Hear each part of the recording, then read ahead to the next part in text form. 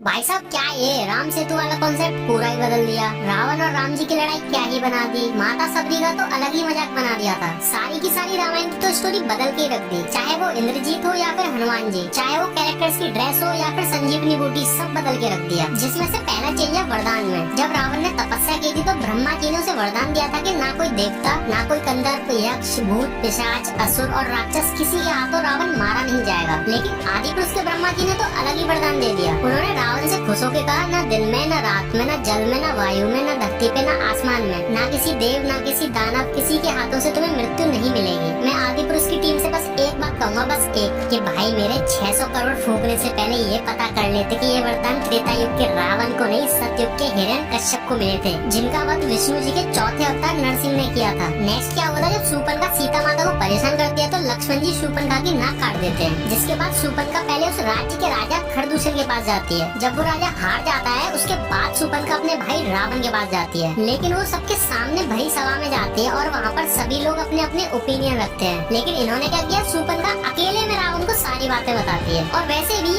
आदि पुरुष वाले अगर भरी सभा दिखाते तो उस सभा में बोलने वाले कौन होते? वो रॉन्ग टर्न मूवी के राक्षस जिन्हें बोलना तक नहीं आ रहा था। अगला चेंज सुनने से पहले ये देखो, ये है मारीच, जो पहले राक्षस हुआ करता था परंतु वो सारे बुरे काम छोड़कर वो सन्यासी बन गया था। इसी वजह से मारीच का जो रूप है वो काफी अच्छा दिखाया गया था। और मैं तुम्हें बता दूं, ये वही मारीच है जिसने सोने के हिरण का रूप लिया था रामायण के अंदर। ये मारीच देख लिया, अब इस मारीच को देखो, सारा मूड ही खराब कर दिया। उसके बाद क्या हुआ था, रावण आया था साधु के बेस में, जो सीता माता को बाहर बुलाने की कोशिश करता है। हाँ, ये चीज तो सेम आदि पुरुष में भी ठीक है, पर सीता माता इतना इजीली लक्ष्मण रेखा के बाहर नहीं आती। रावण जब श्राप देने लग जाता है कि तुम्हारा पति जिस स्वर्ण मृग के पीछे पीछे भागा डोल रहा है, वही स्वर्ण मृग तुम्हारे पति को मारने वाला है। इस श्राप के पूरे होने से पहले सीता माता डरकर रावण को रोक देती है और बाहर आ जाती है। लेकिन आदि पुरुष वाले सीन में दो बात विवाद होती है, उसी में जानकी बाहर आ जाती है। नेक्स्ट चेंज ये है कि जब राम भगवान स्वर्ण मृग को मार देते हैं तो उन्हें पता लगता है कि ये तो एक माया थी, तो वो वापस जाते हैं अपनी कुटिया में। लेकिन वहाँ पर उन्हें सीता माता नहीं मिलती और न ही उन्हें कुछ समझ आता कि हुआ क्या है। लेकिन आदि पुरुष में एक साइड तो रावण सीता माता को चमकादड़,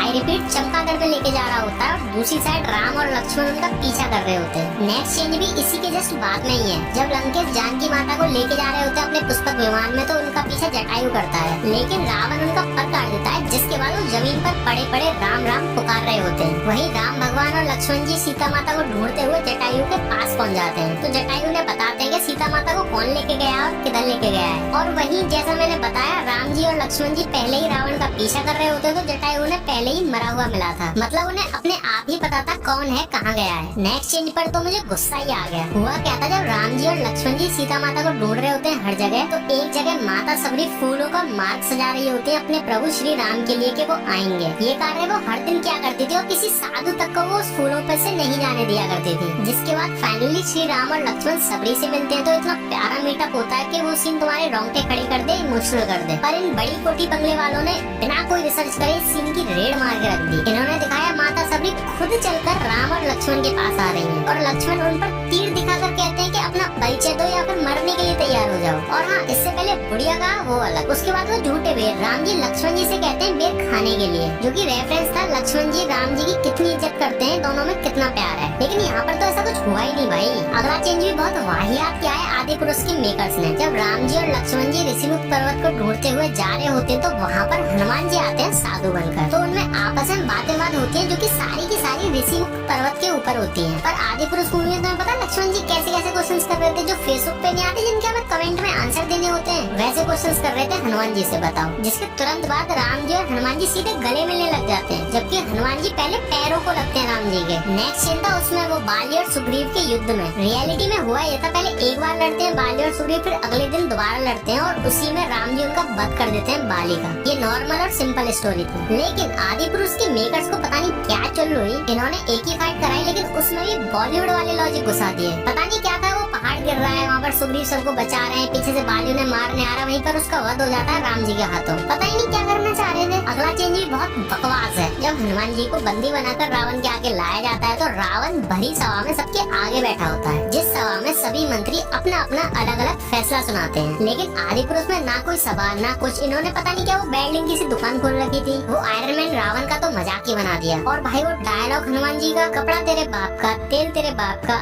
आग भी तेरे बाप की तो जलेगी भी तेरे बाप की। I mean, क्या फूक के स्क्रिप्ट लिखी थी भाई तुमने। अगले चेंज में तो मैं ये कहना चाहूंगा कि उसमें तो कोई चेंजेस भी नहीं होने चाहिए थे भाई। राम सेतु एक ऐसा सेंसिटिव टॉपिक है जिसे जैसा है वैसा ही दिखाओ। जैसे जब राम भगवान ब्रह्मास्त्र चलाने वाले होते हैं समुद्र पर तो प्रकट होकर माफी मांगता है कि वो अपनी पूजा में विलीन था। फिर उससे राम भगवान पूछते हैं कि इस समंदर को पार कैसे करें, तो वो बताता है कि नल और नील नाम के दो भाई हैं जिन्हें श्राप मिला हुआ था कि वो जो भी चीज समंदर में डालेंगे वो डूबेगी नहीं। इसके अलावा श्री राम कहते हैं कि उनका ब्रह्मास्त्र जब एक बार धनुष पर चढ़ जाए तो उसे वापस नहीं रख सकते, तो समंदर देव उन्हें तीर उत्तर दिशा में चलाने के लिए कह देते हैं। फिर राम जी की सेना पत्थर लाती है, हनुमान जी राम जी के मुंह में हर पत्थर पर श्री राम लिख देते हैं और वो पत्थर नल और नील के द्वारा समंदर में फेंके जाते हैं, जिससे राम सेतु बनता है। सिंपल था। लेकिन आदि पुरुष में क्या हुआ, राम जी ने ब्रह्मास्त्र चढ़ाया, समुद्र देव आए, उन्होंने कहा आप अपनी सेना से कहिए आपका नाम लेकर मुझे पत्थर फेंके मैं डूबने नहीं दूंगा, बस खत्म। और वो ब्रह्मास्त्र जो चढ़ाया था वो भी वापस रख लिया। भाई 600 करोड़ का गांजा फूका था क्या आदि पुरुष मूवी वालों ने। राम सेतु की इतनी प्यारी हिस्ट्री को बदल के रख दिया। क्या इम्पैक्ट पड़ेगा अपनी आने वाली जनरेशन पर, कभी सोचा है। अगला चेंज जब है जब विभीषण पहली बार राम जी से मिलने आते हैं तो वो अपने साथ कुछ मंत्रीगण भी लाते हैं और बड़ी इज्जत के साथ आते हैं। लेकिन मूवी में विभीषण ऐसा लग रहा था जैसे कुछ चोरी करके भागेगा, और वो देखो साथ में अपनी बीवी को भी ले आया, जबकि त्रेता युग में लेडीज का ऐसे आना वर्जित था। और ऊपर से विभीषण और उसकी बीवी आपस में बात भी तो कैसे कर रहे थे रावण का सिंहासन लेने की, जैसे अनुपमा में बरखा भाभी अनुज की प्रॉपर्टी ले रही हो, मतलब हद है यार।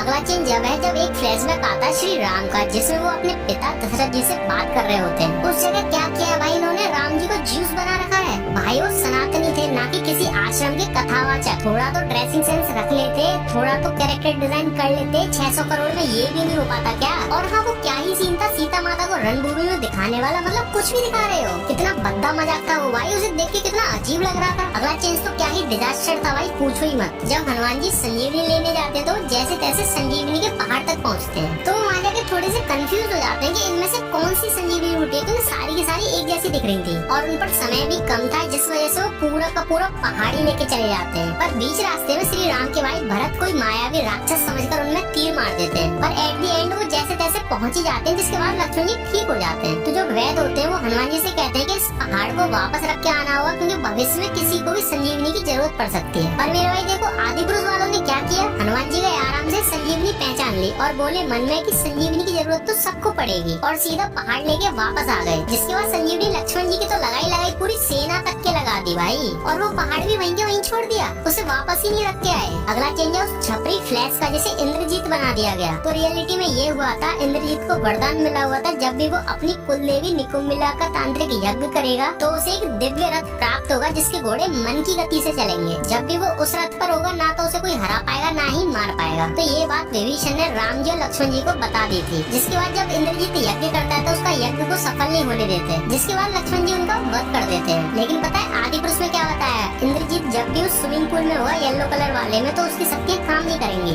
जिस वजह से लक्ष्मण जी उसे पानी में ले जाके अंदर ही मार देते हैं। अगला चेंज वो था जो पुष्पक विमान था ना चमगादड़ जैसा, उसकी और हनुमान जी की फाइट होती है। मतलब एक चीज सोच के देखो, मूवी के मेकर्स ने कैसे सोचा होगा कि अगला सीन होगा हनुमान जी वर्सेस पुष्पक विमान, और हाँ लास्ट में एक और दूसरा पुष्पक विमान भी दिखाया था। क्या ही लॉजिक लगाए हैं भाई, ये सब तो बेकार था ही। कम से कम राम जी और रावण की लड़ाई तो सही दिखा देते। जब श्री राम रावण को हरा नहीं पा रहे थे तो विभीषण ने बताया था कि इसकी नाभि में अमृत है, जिसके बाद राम जी ने उनकी नाभि में ब्रह्मास्त्र चलाकर उसका सारा अमृत सुखा दिया था, और रावण मरते मरते श्री राम बोल के गया था। लेकिन यहाँ तो अलग ही सीन हुआ, राम जी ने अपने आप ही सोच लिया कि रावण के पेट में तीर मार दो, और रावण हंसते हंसते मरा था। वीडियो थोड़ी लेट होनी है क्योंकि मैं आदि पुरुष मूवी वालों की तरह हगना नहीं चाह रहा था। रिसर्च करने में, टॉपिक को समझने में और मूवी को बार बार देखने में थोड़ा टाइम लगा था। ये सब करके इसको रिकॉर्ड किया और फाइनली एडिट भी किया फोन पर। तो भाई एक लाइक जरूर कर देना और कमेंट में तो जरूर बताना कि तुम्हें क्या पसंद आया या फिर क्या नहीं पसंद आया आदि पुरुष मूवी के अंदर। ऐसी और भी थ्योरीज और डिटेल्स वाली वीडियोस देखने के लिए चैनल को सब्सक्राइब कर लेना। तब तक के लिए मिलते हैं अगली किसी वीडियो में। टाटा बाय बाय।